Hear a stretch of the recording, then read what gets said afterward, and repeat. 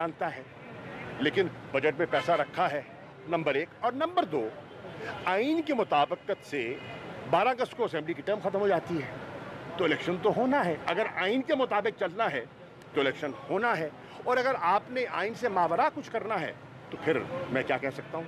और खान साहब को माइनस करने की बातें हो रही हैं, उनको माइनस करके और जो इलेक्शन जो सिनेरियो बन रहा है, एक नई पार्टी भी वजूद में आ गई है तरीन साहब की। देखिए, नई पार्टी ये एक्सेप्टेबल कितने होंगे कौम के लिए इलेक्शन? देखिए, हर सियासी शख्सियत को अपने सियासी फैसले करने का हक है।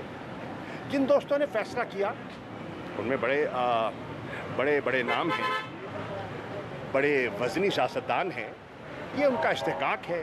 उन्होंने अपना इस्तेहकाक इस्तेमाल किया है और उन्होंने अपना एक जमात का ऐलान कर दिया।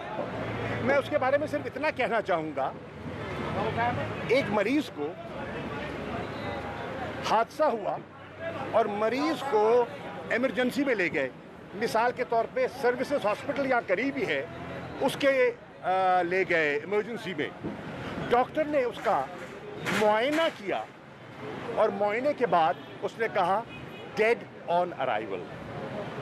तो मैं यही कहूँगा, this is a launch which is dead on arrival। आप सर अपनी पार्टी का आप क्या फ्यूचर देख रहे हैं? तहरीक इंसाफ का एक वफाकी जमात है और उसकी पहुंच और उसकी सोच और उसकी हिमायत चारों सूबों में, गिलगित बल्तिस्तान में है, आज़ाद कश्मीर में है, शहर शहर है, गांव गांव है, करिया करिया है, महल्ला महल्ला है, गली गली है, कूचा कूचा है।